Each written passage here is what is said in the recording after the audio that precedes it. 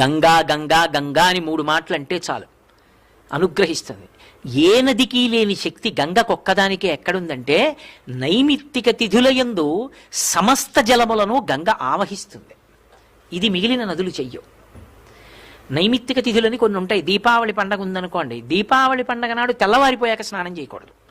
తెల్లవారక ముందు తైలాభ్యంజనం చేసుకుని, అంటే ఒళ్ళంతా నువ్వుల నూనె రాసుకుని, పెద్దవాళ్ళు వచ్చి మాడు మీద చౌరు పెడతారు, ఒంటికి అంతటికి నువ్వుల నూనె రాసుకుని, అప్పుడు సూర్యోదయం కాకముందు తలస్నానం చేసేయాలి.